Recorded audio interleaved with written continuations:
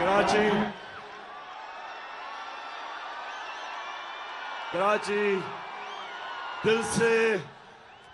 दिल से आपका मैं शुक्रिया अदा करता हूं। बहुत बहुत शुक्रिया।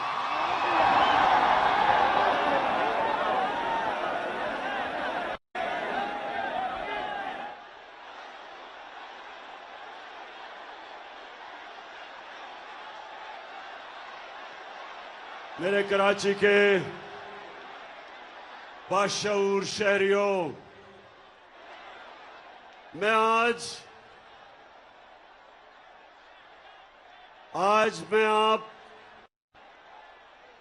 जो मैं आपके सामने आया हूं,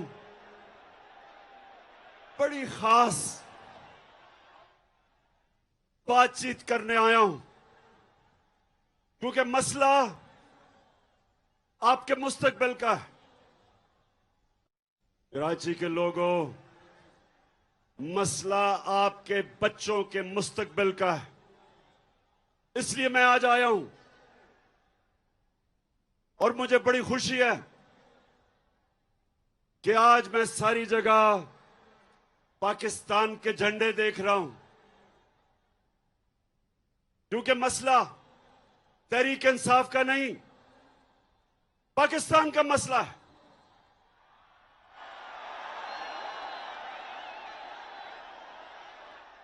मेरे पाकिस्तानियों,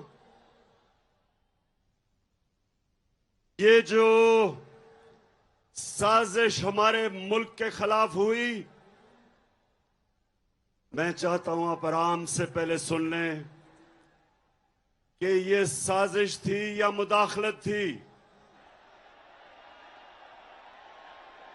अच्छा, पहले बताने से पहले जरा हाथ खड़े करके कि आपके मुल्क से हुआ क्या है।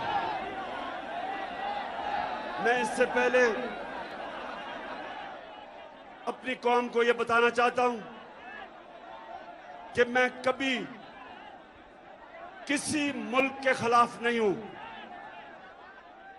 ना मैं एंटी इंडियन हूं, ना मैं एंटी यूरोपियन हूं, ना मैं एंटी अमेरिकन हूं।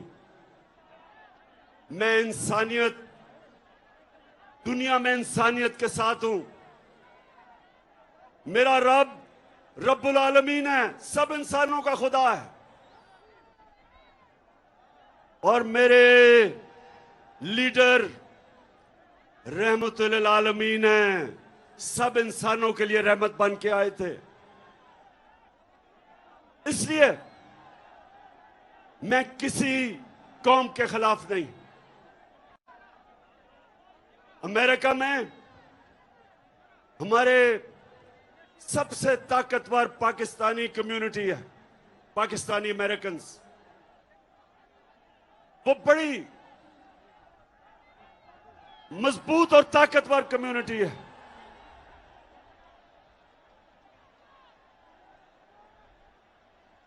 और वो भी पाकिस्तान को पैसे भेजते हैं जिस पे हमारा मुल्क चलता है।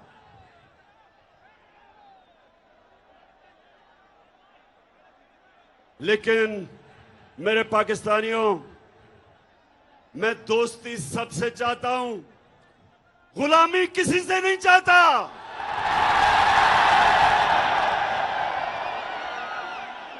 मैंने, और पाकिस्तानी कौम सुन लो, ये मैं आज आपको कराची आया या आपको ये बताने के लिए, लोगों ने कहा कि इमरान खान तुम्हारी जान को खतरा है, बैरूनी साजिश भी अंदरूनी भी, माफिया बैठे हुए हैं आपकी जान के पीछे।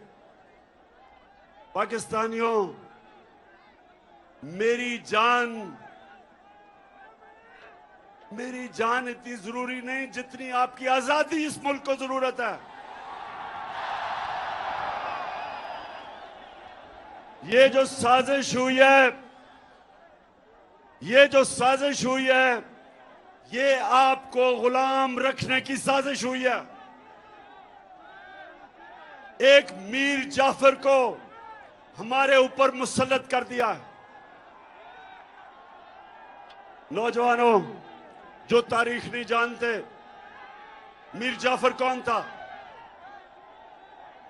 मीर जाफर कौन था?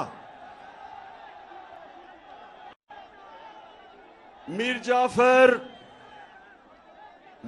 जाफर वो एक गद्दार था जिसने अंग्रेजों के साथ मिलके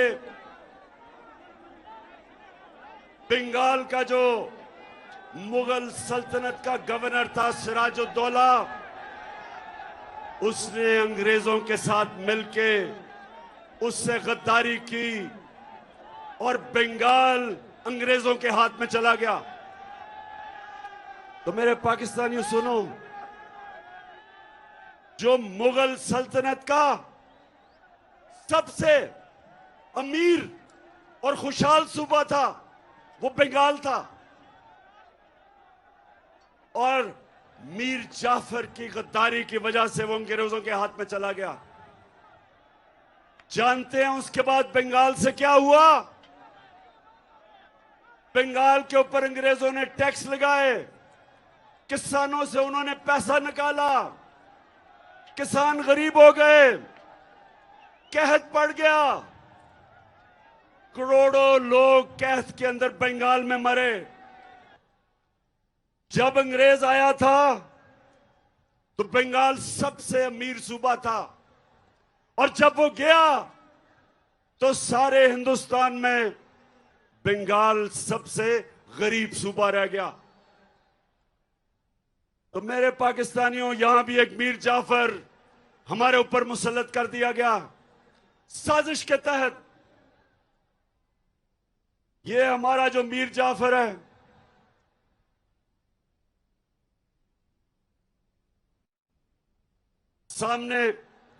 सामने उधर से उतर जाओ, वो गिर जाएगा। प्लीज नीचे उतर जाओ, उतर जाओ। नौजवानों, मेरी बात सुन रहे हो? नीचे आ जाओ, वहां नीचे आ जाओ, वो गिर जाएगा। असल में कराची वालों, ये ग्राउंड बहुत छोटी पड़ गई है। मेरे नीचे आ जाओ, नीचे आ जाओ, गिर जाएगा। जरा वो, शाबाश। अच्छा जी, हाँ, मैं डीजल पे आ रहा हूं, अभी डीजल पे आ रहा हूं। हमने डीजल की कीमतें नीचे की थी, ये अब आपकी डीजल की कीमतें बढ़ाने वाले हैं। अच्छा, तो मेरे पाकिस्तानियों, ये साजिश क्या हुई? आज से 3-4 महीने पहले हमें पता चला कि अमेरिकी सफारत खाने में उन्होंने ऑपोजिशन के लोगों से मिलना शुरू किया, और जिन लोगों ने हमारे से अपने जमीर बेच के जो लौटा हुए थे, इनसे भी मुलाकातें करनी शुरू कर दी। और फिर वो कई सहाफी जो खास तौर पे इस साजिश में मुलव्विस थे, वो भी अमेरिकी में एम्बेसी में और सफारत खाने में उनकी भी मीटिंग्स होनी शुरू हो गई। एक सहाफी ने मुझे 3 महीने पहले बताया, कहता आपको पता है कि हमारे ऊपर बड़ा पैसा खर्च हो रहा है। तो साजिश तो पहले से हो रही थी। फिर क्या होता है? अमेरिका में हमारे एम्बेसडर की मुलाकात होती है अमेरिकी ऑफिशियल डोनाल्ड लू के साथ, और ये सुने वो क्या कहता है। पाकिस्तानियों सुने ये क्या कहता है। वो पाकिस्तान के एम्बेसडर को कहता है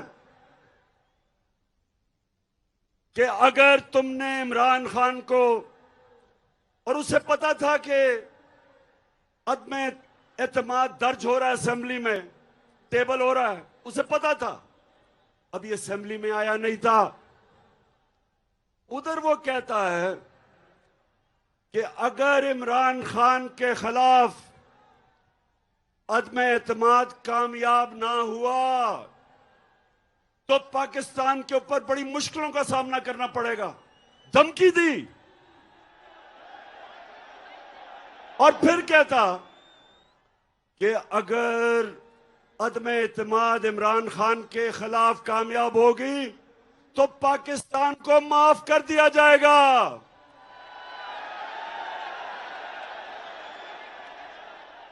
पाकिस्तानियों, मुझे ये बताओ कि इससे शर्मनाक धमकी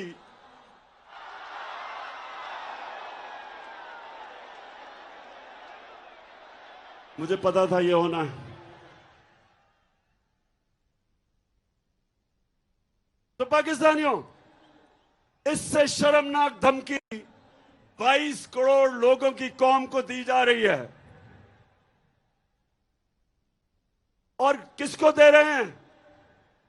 मुल्क के प्राइम मिनिस्टर को, इलेक्टेड प्राइम मिनिस्टर को। जरा कराची के लोगों ये गौर से सुनो, और जो भी आज ये सारे पाकिस्तान में हमारे लोग निकले हुए हैं, पाकिस्तानी निकले हुए हैं इस साजिश के खिलाफ, सब सुने। सवाल मासूमाना सवाल यह है कि प्राइम मिनिस्टर तो मैं हूं, तो वो धमकी किसको दे रहा है कि प्राइम मिनिस्टर को हटाओ? प्राइम मिनिस्टर तो मैं था और वो धमकी दे रहा है कि प्राइम मिनिस्टर। किससे वो कह रहा है बात? किससे मुखातिब है? और उसके बाद साजिश शुरू।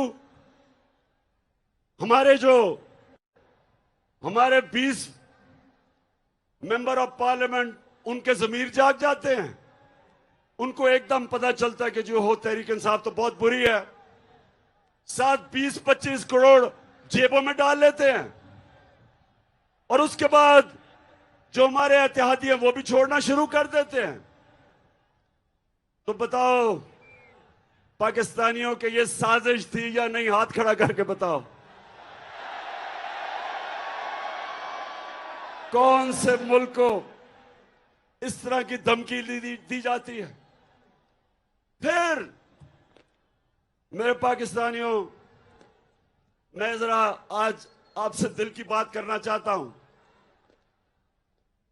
कि फिर क्या होता है। फिर जनाब हमारे स्पीकर, डिप्टी स्पीकर, वो असेंबली में जाके क्या कहते हैं? उनको जब पता चलता है इस मरासले का, तो वो कहते हैं कि मेरी जो ओथ है, मेरा जो हल्फ है, जो कहता है कि पाकिस्तान की सलामती और पाकिस्तान की खुददारी की मैं हिफाजत करूंगा, ये मुझे इजाजत नहीं देता इस मरासले में जिसमें वाज़ेह तौर पे अदम एतमाद का लिखा हुआ है। और उसने कहा कि मैं अडजर्न करता हूं। उसके बाद जो होता है, सुप्रीम कोर्ट फैसला कर देता है। बड़ी हमें तकलीफ होती है, हम सुप्रीम कोर्ट का फैसला मान लेते हैं। फैसला ऐसा होता है कि हमारे हाथ बन जाते हैं। असेंबली में यह भी बता दिया जाता है कि किस वक्त आपने वोटिंग करवानी है। लेकिन मेरे पाकिस्तानियों, आज मैं आप सबके सामने जो बात करना चाहता हूं वो ये कि जो रात के 12 बजे अदालतें खुल गई, मैं पूछना चाहता हूं कि मैं वो क्या जुर्म करना था जो आपने अदालतें खोल दी?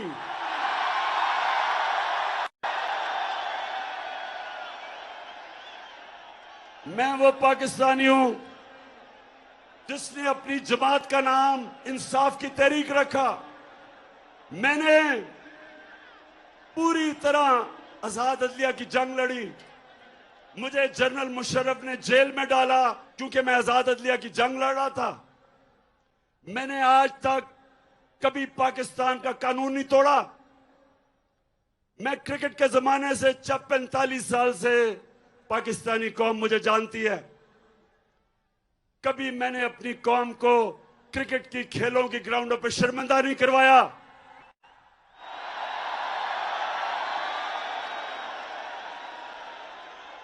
कभी इमरान खान का नाम मैच फिक्सिंग में नहीं आया।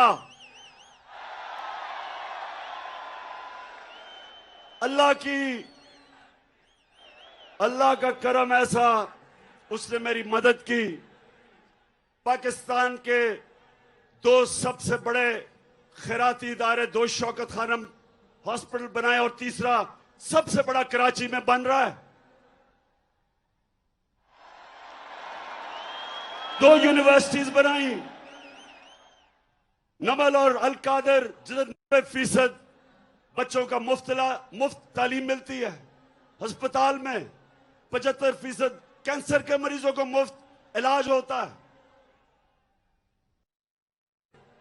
मुझे पाकिस्तान के सुप्रीम कोर्ट ने सादिक और अमीन का वाहिद सियासतदान हूं।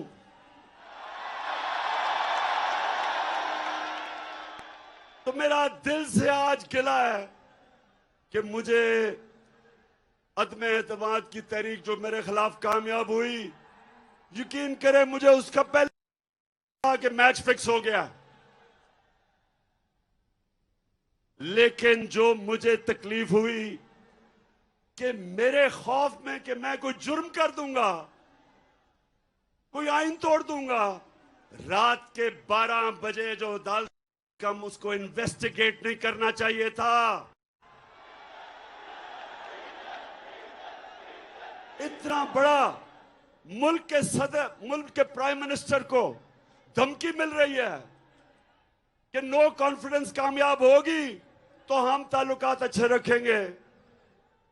और फिर ये भी कहते हैं, ये सुने जरा, कि अगर वो कामयाब हो गई तो उनको पता था किसने आना है।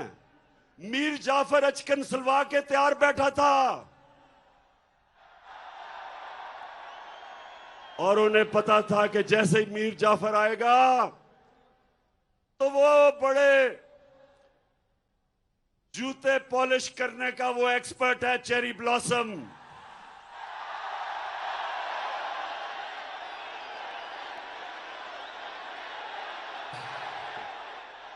आते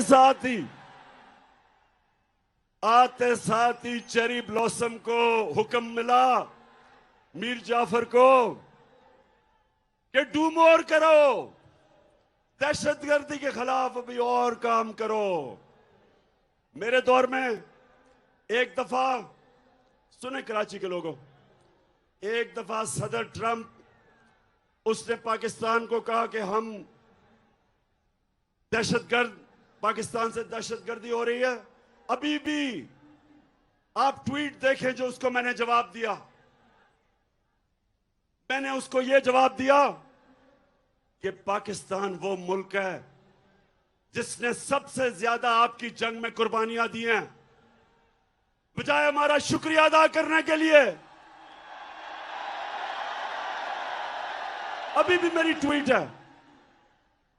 और सदर ट्रंप के साथ जब मैं अमेरिका गया, आप उठा के देखें कि कभी भी शायद ही किसी पाकिस्तान के प्राइम मिनिस्टर को वो इज्जत मिली जो उसने मुझे अमेरिका में इज्जत दी थी। तो मेरे कराची के बाशऊर शहरियों, मैं अमेरिकनों को अच्छी तरह जानता हूं, मैं यूरोपियंस को अच्छी तरह जानता हूं, इन सब सियासतदानों से मैं बेहतर जानता हूं। आप जब अपने मुल्क की दिफा करते हैं, अपने मुल्क के मफादात के लिए आप स्टैंड लेते हैं, वो आप पे प्रेशर जरूर डालते हैं, लेकिन आपकी वो इज्जत करते हैं। लेकिन जब अब उनके बूट पॉलिश करते हैं चेरी ब्लॉसम से, वो इज्जत नहीं करते।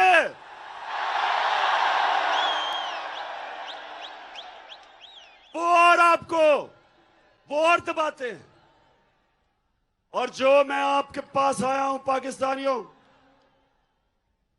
पहले तो मैं अदलिया से आखिरी बात कर दूं कि मैं अपनी अदलिया से दूसरी बात, कि रिस्पेक्टेड जजेस, जब एक खुली मंडी लगी हुई थी और बिक रहे थे पॉलिटिशियंस, अपने मैंडेट से गद्दारी, अपने हल्के वाले लोगों से गद्दारी, पाकिस्तान के आईन से गद्दारी, हमारे बच्चों, हमारे नौजवानों के लिए सबके सामने वो लोग जिन्होंने असेंबलियों में जाके पब्लिक को रिप्रेजेंट करना है, जब वो अपने आप को बेच रहे थे, तो मैं अपनी अदलिया से बड़े इज्जत से पूछता हूं कि क्या आपको एक्शन नहीं लेना चाहिए था? आपको सुओ मोटो एक्शन नहीं लेना चाहिए था?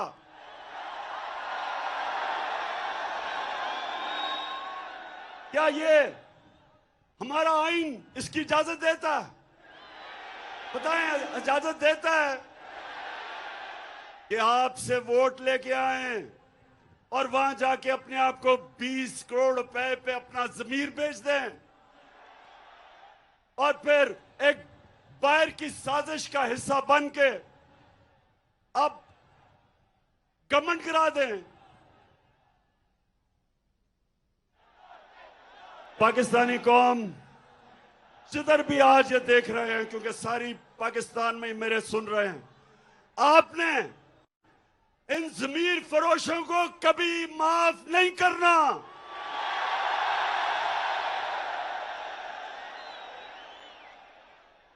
और ये जो पाकिस्तान का मीर जाफर है, ये जो हर जगह सूट पहन के और टाई पहन के फिरता है अपनी आंखों को बताने के लिए, जी मैं भी आप ही की तरह हूं, इसको मुझे ये बताएं कि ये इंपोर्टेड हुकूमत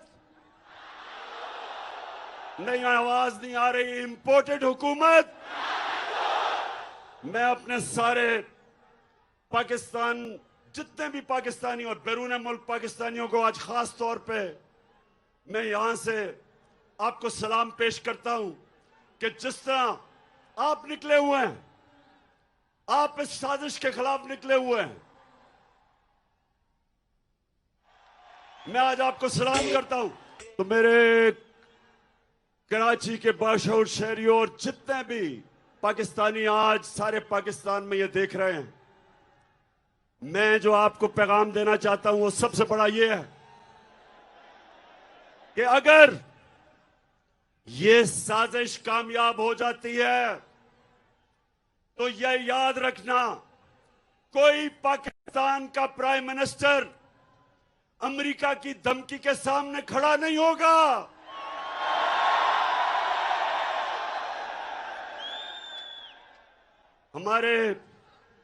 मुझे तकलीफ हुई, कल वजीरिस्तान में हमारे 8 जवान शहीद हुए। जितने हमारे फौज ने कुर्बानियां दी हैं, ये जो अमेरिका की जंग में हमने शिरकत की, 6,500 हमारे फौजियों ने कुर्बानियां दी, ऑफिसर्स ने दी। मेरी वालदा की तरफ से एक जनरल ने कुर्बानी दी, मेरे वालिद की तरफ से, उस फैमिली से दूसरे जनरल ने कुर्बानियां दी।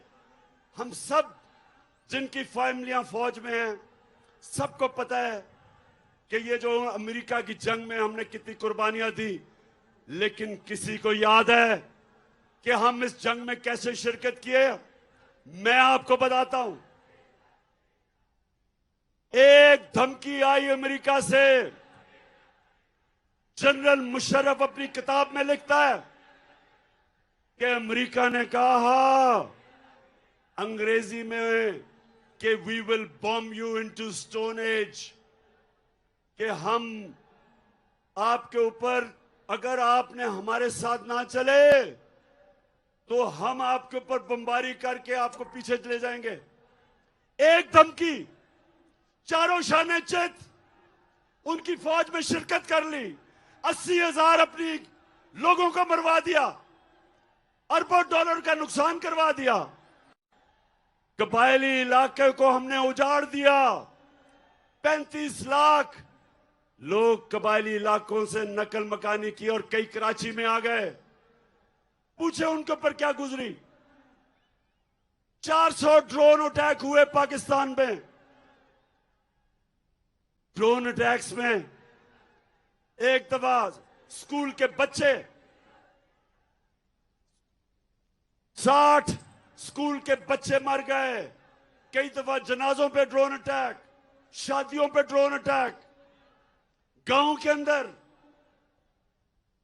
400 ड्रोन अटैक हुए। तो सवाल ये पूछता हूं मैं कि एक धमकी दी अमेरिका ने और हमने अपने मुल्क की तबाही की, तो मेरे से गिला अमेरिका को? मैंने अमेरिका का क्या बिगाड़ा है? मैंने सिर्फ उनको यह कहा, जब मेरे से इंटरव्यू में पूछा कि आप अमेरिका को बेस देंगे यानी कि फिर से उनकी जंग में शरीक होंगे, तो तब मैंने कहा एब्सोल्युटली नॉट। देखें पाकिस्तानियों, सुनो गौर से मेरी बात। एक मुल्क का प्राइम मिनिस्टर वो मुल्क के बाप की जगह रखता है। उसकी कौम, उसके बच्चे होते हैं।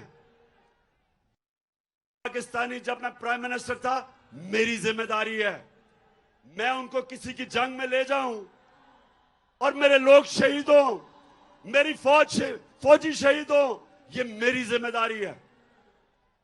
मैं कभी अपने लोगों को किसी और मुल्क के लिए कुर्बान नहीं कर सकता।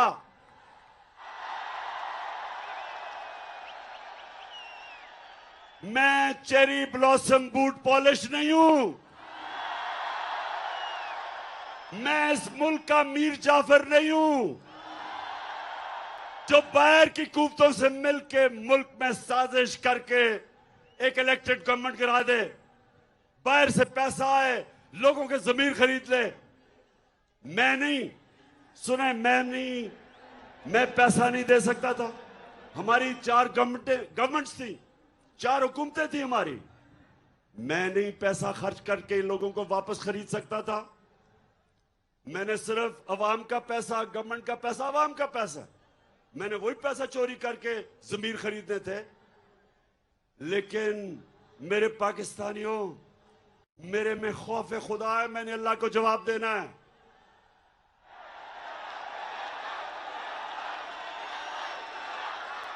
और मैं क्या अपने नौजवानों के लिए, अपने बच्चों के लिए मैं क्या मिसाल दूंगा कि मैं अपनी हुकूमत बचाने के लिए रिश्वत दे रहा हूं, जमीर खरीद रहा हूं? क्या जवाब दूंगा मैं अल्लाह को और अपनी अवाम को? बेहतर है कि हुकूमत चली जाए, लेकिन अपने और आप नौजवानों याद रखो, कभी अपने जमीर का सौदा ना करना, कभी ना करना। क्योंकि थोड़ी देर तो पैसा मिल जाता है, बाकी जिल्लत ही जिल्लत है। ये अब लोटे जमीर फरोश जब पब्लिक में आएंगे,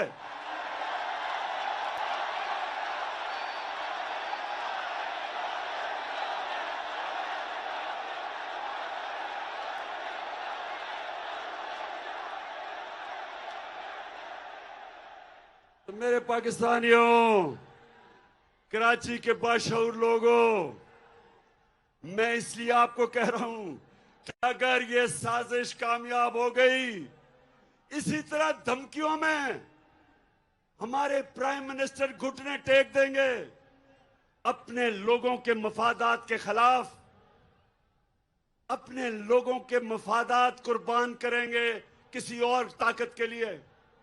इसलिए जरूरी है कि ये मीर जाफर की हुकूमत को हम कामयाब ना होने दें। तो पाकिस्तानियों, फिर सुने, एक जनरल मुशर्रफ ने घुटने टेके उनकी जंग में ले जाने के लिए, और दूसरी तरफ उसने पता कब घुटने टेके? कोंडालीजा राइस, जो उनकी अमेरिका की सेक्रेटरी ऑफ स्टेट थी, वो अपनी किताब में लिखती है कि मैंने बेनजीर और जनरल मुशर्रफ को इकट्ठा किया, और क्योंकि हम चाहते थे कि हमारी जंग लड़े ये, तो मैंने इन दोनों को इकट्ठा किया और तब जनरल मुशर्रफ ने एनआरओ दिया। इन दोनों बड़े डाकुओं को, जरदारी को और नवाज शरीफ को, ये तब एनआरओ दिया गया। सारे इनके करप्शन के केसेस माफ कर दिए गए। ये फिर वापस आए। 10 साल इन्होंने मुल्क को लूटा। 10 साल मेरे ऊपर पहले दिन से प्रेशर डाला कि इनको एनआरओ दो, आज गवर्नमेंट गिरा देंगे, कल लॉन्ग मार्च कर देंगे। सारा वक्त इन्होंने मुझे ब्लैकमेल करने की कोशिश की कि हम इनको एनआरओ दे दूं। मैंने इनको तब कहा,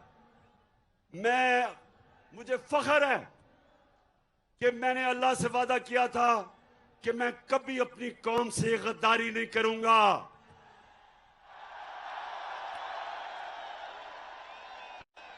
एनआरओ अब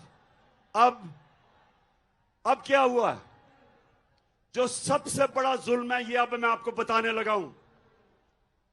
मैं क्योंकि मगरबी माशरे को जानता हूं, आप यकीन करें मेरे पाकिस्तानियों कि शहबाज शरीफ के ऊपर 40 अरब रुपए के करप्शन के केसेस हैं एफआईए और नैब में।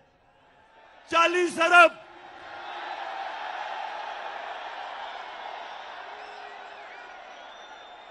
जो मैं मगरबी माशरा जानता हूं, अपने मुल्क में अगर ये शहबाज शरीफ वहां होता और इसके ऊपर 40 अरब रुपए के करप्शन के केस होते तो इसको मकसूद चपड़ासी भी ना रख सकते। हमारे मुल्क की तौहीन, इससे ज्यादा तौहीन क्या हो सकती है कि एक बेल के ऊपर, एक जमानत के ऊपर आदमी, उसको मुल्क का हमने प्राइम मिनिस्टर बनवा दिया। इन्होंने बनवाया। अपने मुल्क में इनके क्या इखलाकी स्टैंडर्ड्स हैं और हमारे मुल्क में इसको ऊपर मुसल्लत किया है। यानी ये हमें कितनी नीची नजर से देखते हैं। पाकिस्तानियों, ये हमें क्या समझते हैं कि एक जमानत के ऊपर डाकू को प्राइम मिनिस्टर बना दिया और जमानत में इसका जो बेटा है वो चीफ मिनिस्टर पंजाब का बन गया। सोचें, सारी पाकिस्तानी कौम, मैं आप सबको कहता हूं कि गौर से सोचे कि हमारे मुल्क से हो क्या रहा है। कहां उनकी जमहूरियत और उनकी मॉरल स्टैंडर्ड्स, उनकी अखलाकियात, और हमारे मुल्क से क्या किया जा रहा है। इनको इसलिए चोरों को मुल्क के सरबराह बनाते हैं क्योंकि ये चोर बड़ी आराम से इस्तेमाल हो सकते हैं। इनका अपने पैसे बचाने के लिए ये हर गलत काम करने के लिए तैयार हो जाते हैं, इसलिए इनको लेके आते हैं सामने। और अभी से ही, पहले से ही वो सिग्नल दे रहा है जी कि बेगर्स आर नॉट चूजर्स। उनको पहले ही पैगाम पहुंचा रहा है कि जो कौम मकरूज होती है उसको गुलामी करनी पड़ती है। शहबाज शरीफ, तुम्हें गुलामी करनी पड़ती है, ये कौम गुलामी नहीं करेगी।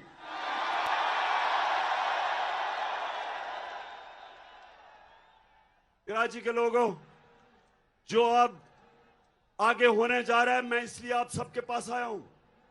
अब ये क्या करेंगे?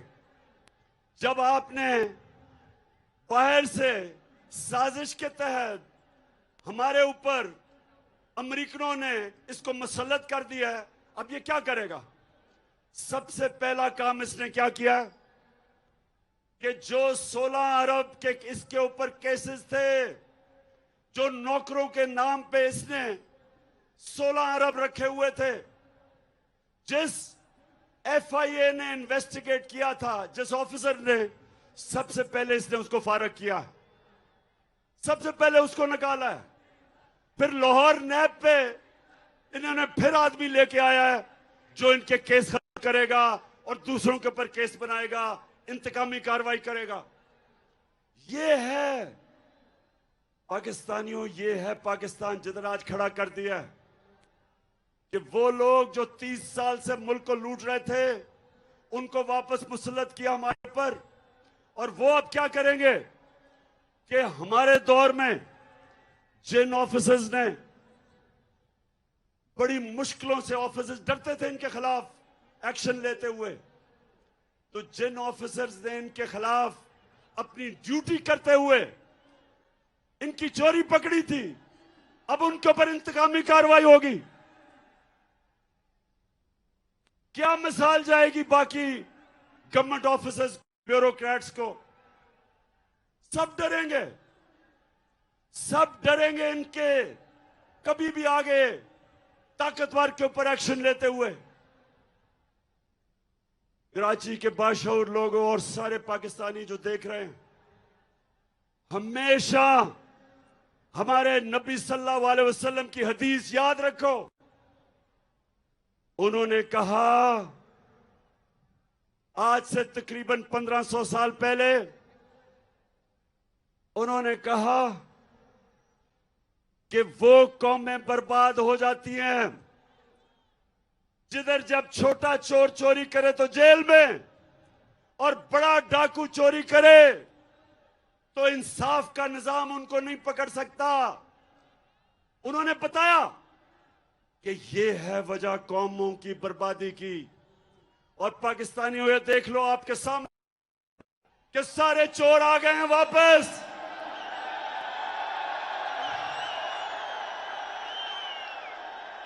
उधर जो मास्टरमाइंड था इस सारी साजिश का, लंदन में बैठ के जो ये सारी साजिश कर रहा था, जो यहां कानून से झूठ बोल के दूसरी दफा भागा, पहली दफा मुशर्रफ के दौर में इसने मुआहदा करके सऊदी अरेबिया भाग गया, अब यहां झूठ बोल के कि जनाब मरने वाला है, बड़ा बीमार है, ये लंदन चला गया। अब वो तैयारी कर रहा है वापस आने के लिए। अब पाकिस्तान का सारा इंसाफ का निजाम ट्रायल पे है। सारी कौम अब देख रही है कि हमारा इंसाफ का निजाम क्या ये ताकतवर डाकुओं के खिलाफ खड़ा हो सकता है या नहीं। मैं अपनी अदलिया, अपनी नैब, इन सब से पूछता हूं कि अब क्या करेंगे आप? इन्होंने तो पहले अपने सारे करप्शन के केसेस माफ करवाए हैं, अब जब फिर करेंगे ये सारा, ये वो हमारे मुल्क को नुकसान पहुंचाने वाले हैं जो कोई दुश्मन नहीं पहुंचा सकता। इसलिए मैं आपके पास आया हूं। ये वक्त है मेरे पाकिस्तानियों, ये वक्त है आप सबको अपने मुस्तकबिल के लिए, आप सबको निकलना है, अपनी गलियों में निकलना है, गांव में निकलना है, शहरों में निकलना है।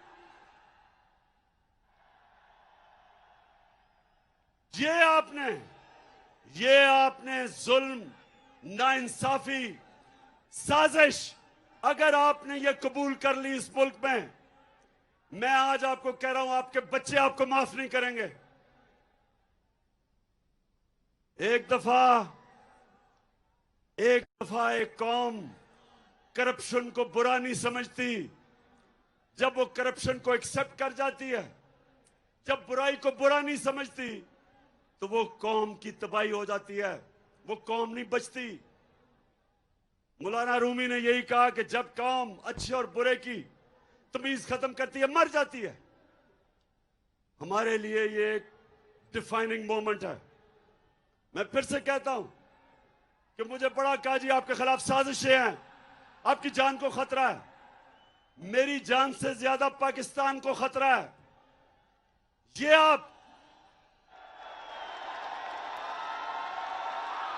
मैं अपनी सारी पाकिस्तानी कौम को कहता हूं, इस साजिश को आपने कामयाब होने दिया। मैं फिर से कहता हूं, ये वो अल्लाह की नेमत है पाकिस्तान। ये एक अजीम मुल्क बन सकता है। इसमें सब किस्म की अल्लाह ने नेमतें दी हैं। लेकिन कोई भी मुल्क, जिस मुल्क के ऊपर चोरों को आप मसल्लत कर दें, वो कोई मुल्क आगे नहीं बढ़ सकता। और सिर्फ यही नहीं कि वो करप्ट हैं, वो बाहर के एजेंडा पाकिस्तान पे चलाएंगे। मैंने किस चीज से अमेरिका नाराज हुआ? एक ये कि जी मैंने कहा कि हम नहीं मानते, हम अमन में आपके साथ हैं, जंग में आपके साथ नहीं हैं। दूसरा, जब मैं रूस में गया तो हमने उनसे कहा कि हमें तेल और गंदम चाहिए। दोनों, तेल भी 30% कम पे वो हमें दे रहे थे और गंदम भी 30% कम पे हमें दे रहे थे। मैं वैसे कराची आपके जुनून को सलाम करता हूं।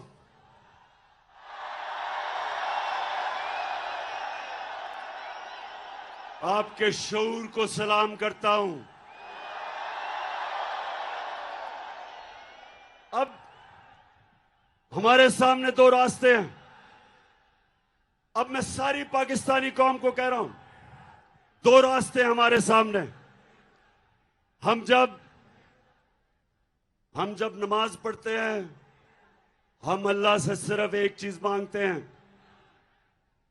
कि अल्लाह उनके रास्ते पे लगा जिनको तूने नेमतें बख्शी, उनके रास्ते पे नहीं जो तबाही का रास्ता है। हमारी कौम के सामने ये दो रास्ते आ गए जिसकी वजह से यहां आया हूं मैं। एक तरफ रास्ता है ला इलाहा इल्लल्लाह का रास्ता, अल्लाह तेरे सिवा कोई किसी के सामने हम सजदा नहीं करते।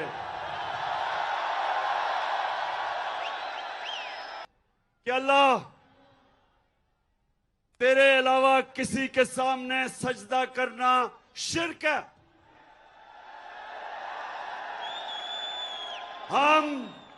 अमेरिका, हम इनसे दोस्ती कर लेंगे, लेकिन इनसे के सामने गुलामी नहीं करेंगे। दूसरी बात कि हमारा कुरान में अल्लाह ने हमें हुक्म दिया है अमर बिल मारूफ, कि तुम अच्छाई के साथ राय हक पे खड़े होगे और बदी के खिलाफ जहाद करोगे।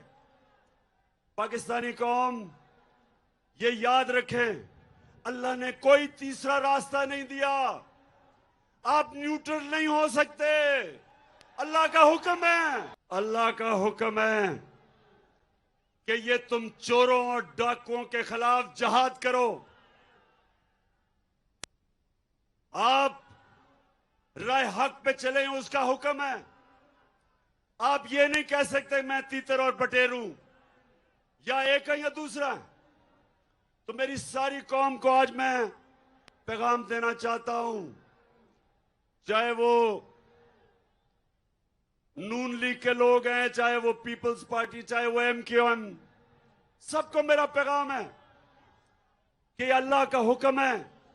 इस वक्त जब एक बड़ी साजिश होके एक मुल्क में रिजीम चेंज की गई और मीर जाफर को ऊपर बैठा दिया, आप सब पे फर्ज है कि पहले तहकीकात कर लें। और हमने कहा है कि जो मुरासला है, ये जुडिशल कमीशन बैठे चीफ जस्टिस के नीचे और उसके बाद फैसला करें कि ये ठीक है या नहीं है, क्योंकि हमें पता साजिश हुई है। लेकिन जब हमने सारी असेंबली को कहा कि आके खुद नेशनल असेंबली की सिक्योरिटी कमेटी में इसको आके देखें, तो मुझे अफसोस से कहना पड़ता है कि इनके मीर जाफर ने तो आना नहीं था, वो तो साजिश का हिस्सा है, लेकिन बाकी इन MNAs तो आके देखते। फिर स्पीकर ने कहा कि आके देखो, तब भी ये नहीं आए। तो अगर ये आपको पता है, आपको जब ये पता चल जाए कि ये इस जो मुरासले में वाकई रिजीम चेंज का और नो कॉन्फ्रेंस का लिखा हुआ है, तो उसके बाद आप कैसे इनका साथ दे सकते हैं? कैसे आपका ज़मीर मानता है इनका साथ देने में? कैसे आप एक बैरूनी साजिश का हिस्सा हो सकते हैं? तो मैं आप सबको कहता हूं कि ये टाइम है, आप सारे पाकिस्तानी मिलकर निकलें और कहें, एक डिमांड कहें कि हमें इलेक्शन चाहिए, हमें इलेक्शन चाहिए।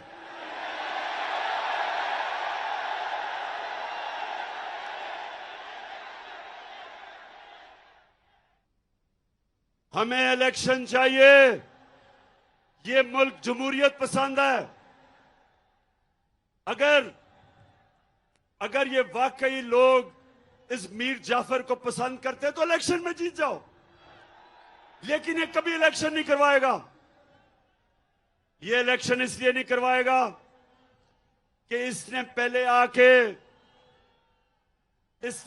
आके हर किस्म की इंतकामी कार्रवाई करनी है।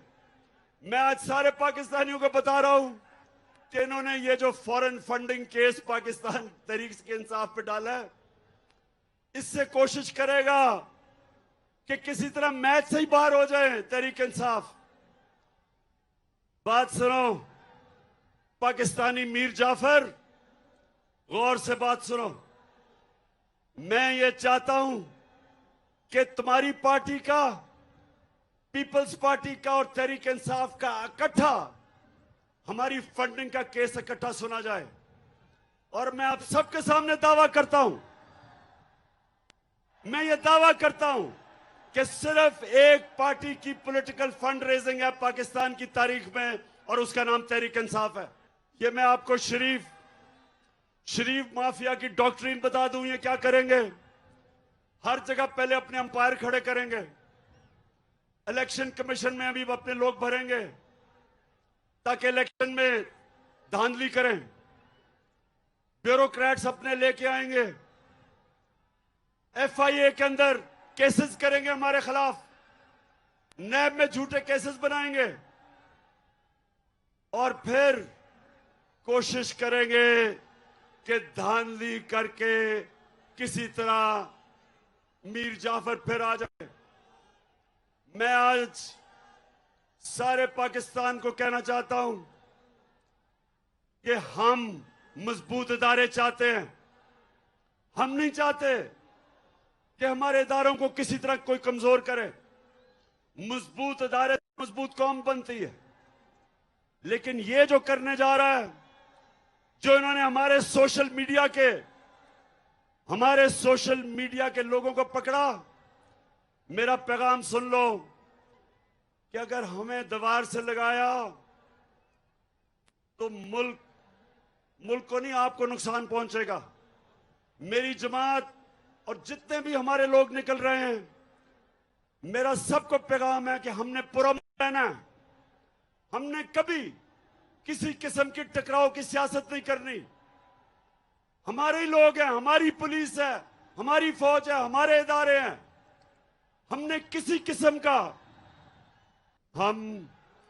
हमने हमेशा पुरअमन एहतजाज किए, और ये भी जो हमारी तहरीक है ये पुरअमन रहेगी।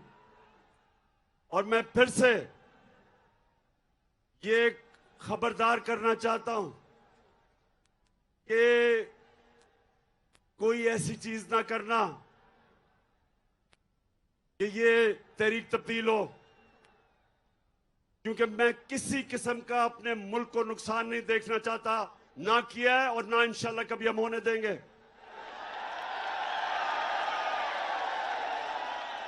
लेकिन मेरे पाकिस्तानियों, आखिर में तैयारी करें। आज जिधर भी पाकिस्तान में ये देख रहे हैं, मैं पहले तो सब आपका शुक्रिया अदा करता हूं कि आप मेरी कौम पाकिस्तान के लिए बाहर निकले हैं। मैं बैरून मुल्क पाकिस्तानियों फिर से आपके जज्बे को सलाम करता हूं।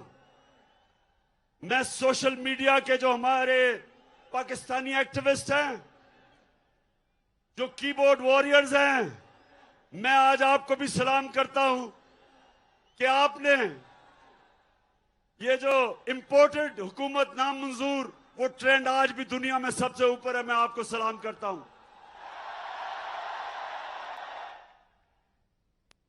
और मैं इंशाल्लाह लाहौर